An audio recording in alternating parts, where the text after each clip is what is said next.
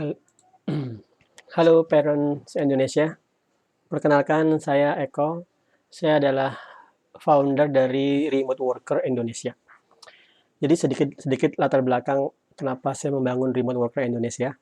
Saya itu pekerja jarak jauh ya. Jadi kantor saya nggak jelas di mana, yang penting ditransfer.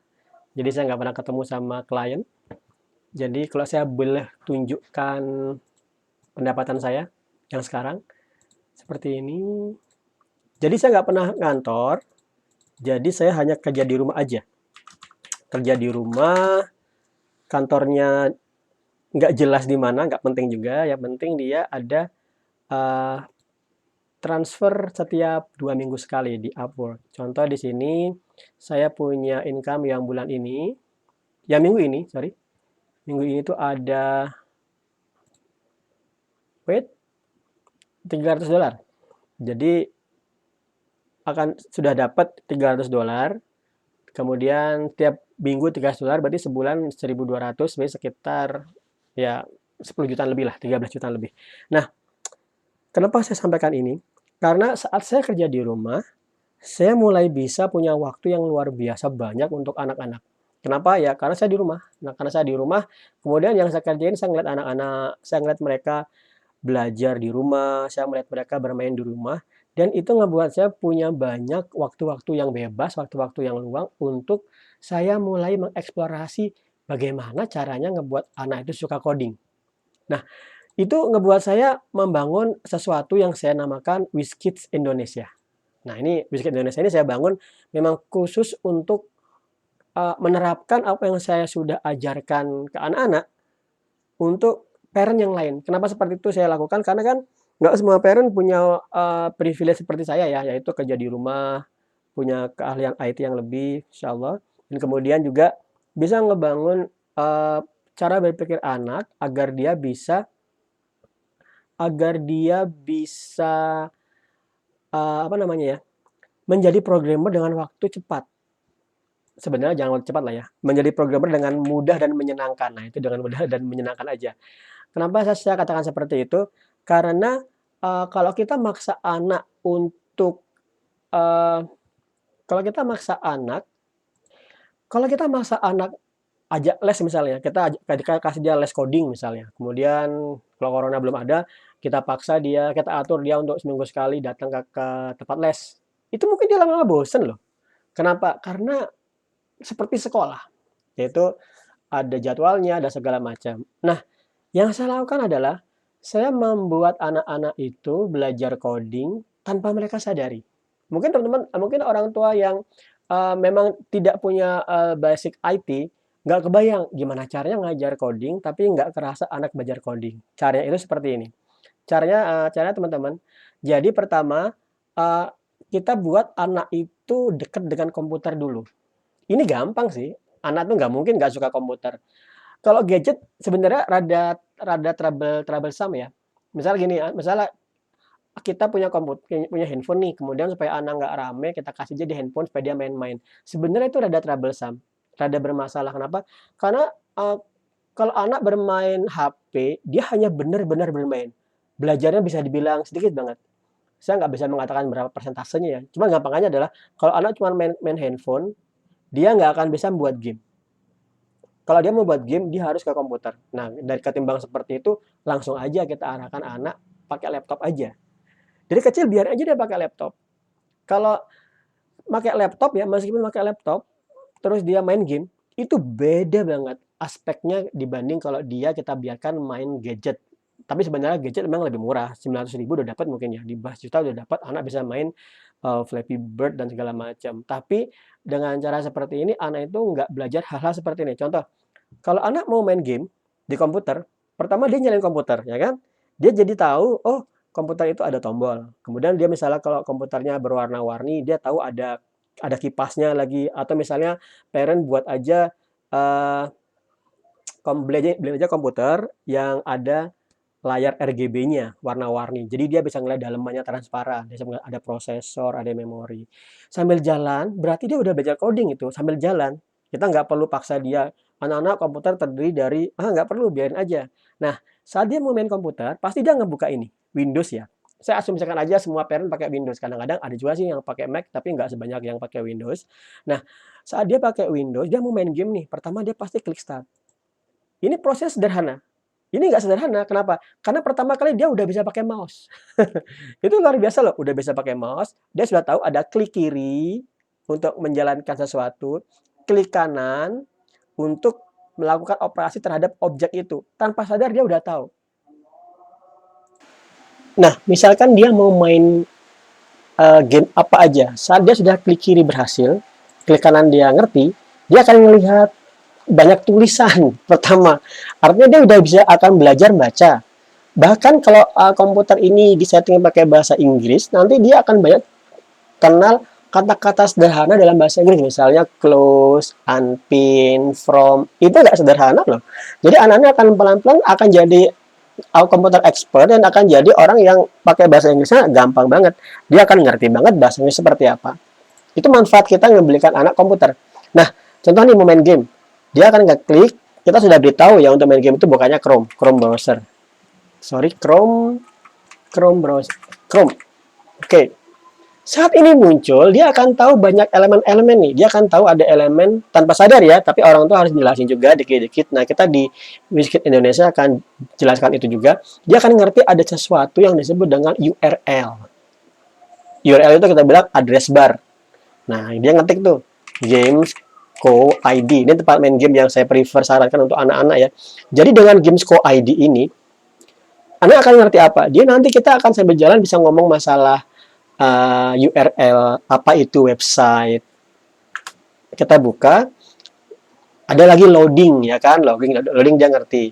Nah, begitu dia main ngebuka ini, dia akan belajar scroll, dia akan baca lagi. Jadi dia ngerti lagi ada istilah di sini navigasi. Ini nggak sederhana, ini nanti akan jadi dasar dia untuk jadi programmer web. Artinya ya, kalau anak dari 4 tahun sudah dipersiapkan di komputer dengan perangkat-perangkat dan pendekatan yang saya sampaikan ini di WizKid Indonesia, dia benar-benar akan punya bakat untuk jadi programmer web kalau di sini dengan cepat. Pada saatnya nanti dia akan ngerti banget dengan cepat. Nah, kita coba ambil satu contoh game yang mana aja. Saya belum pernah, udah lama saya nggak buka Gamesco ID karena anak-anak udah besar, udah jarang main ini. Tapi coba aja saya ngawur yang mungkin yang paling populer, misalnya game yang petualangan ya, petualangan aja mungkin. Arcade aja deh, aksi aja, tembak-tembakan. Coba ini, klik. Age of War, let's see.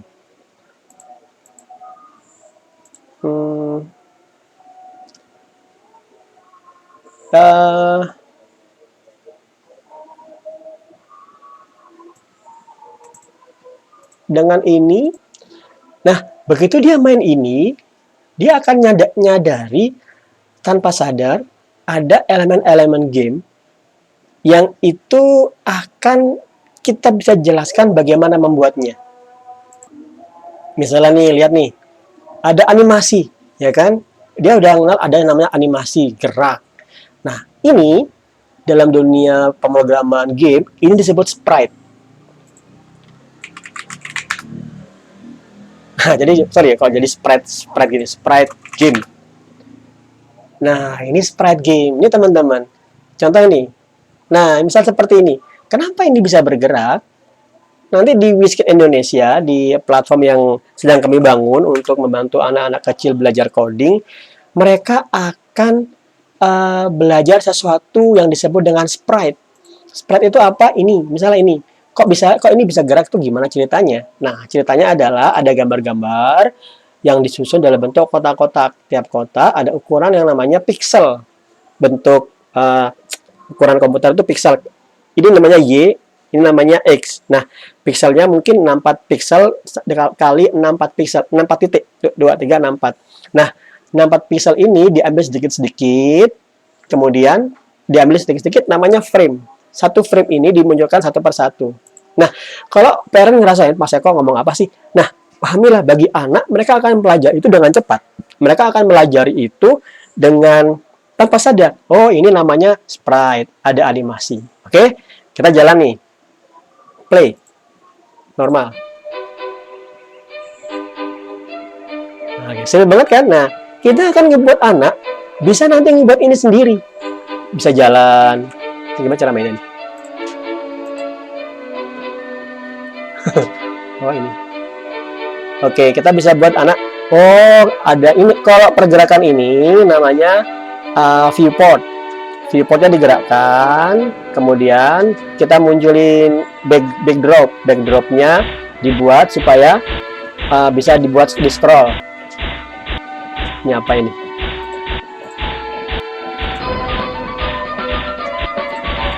Ada musiknya. Oke, bagaimana musik ini bisa jalan, kok bisa ada musiknya, ceritanya gimana? Nah, kita akan ajari anak semuanya di sini.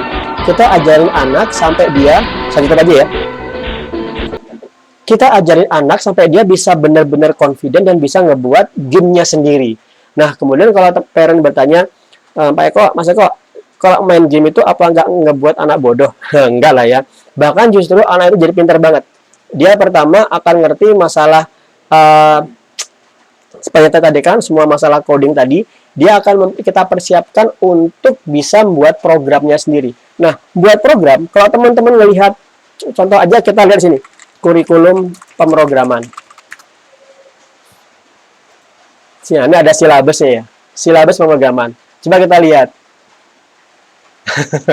Mampu membuat algoritma dan flowchart, membuat program sederhana, contoh pemrograman, sintak. Ini kita akan ajarin adik-adik kecil kita, usianya TK, TK SD, kita ajarin dia semua ini. Tapi caranya nggak seperti ini. Maka kemarin tadi ada parent yang nanya Pak ke saya, Mas Eko, kurikulumnya seperti apa? Saya nggak bisa langsung jelaskan bahwa saya sebenarnya kurikulumnya seperti ini. Tapi ini kita buat semudah ngebuat game. Contoh ya, seperti apa sih game yang bisa dibuat oleh anak kecil? Saya akhirin podcast ini dengan game yang dibuat oleh Kavi, anak saya. Kita lihat seperti apa sebenarnya game yang bisa dibuat oleh anak kecil itu. Kita lihat bersama ini ya.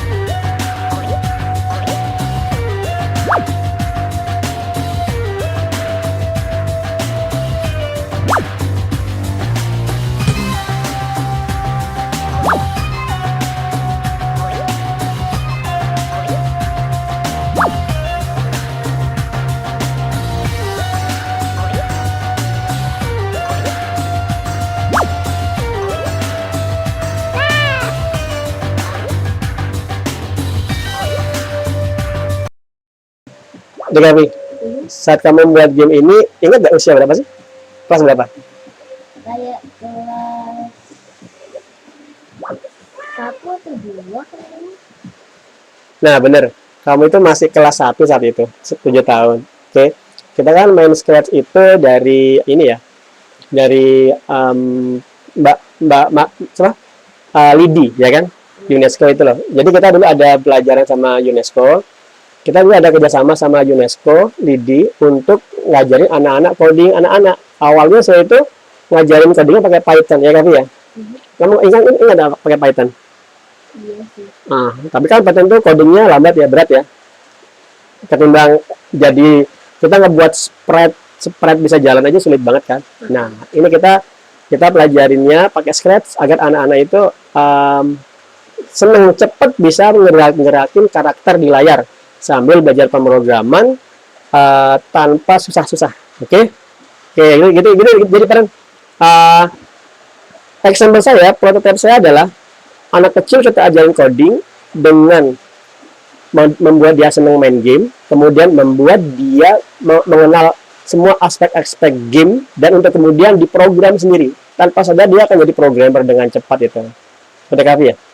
Di programmer. Oke, udah. Ya teman-teman, semoga bermanfaat. Dan saya akan rutinkan podcast ini agar bagaimana sih coding itu untuk anak-anak jalankan menjadi sesuatu yang lumrah dan mudah dipahami oleh parent semua se-Indonesia. Oke, terima kasih. Bye. Thank you.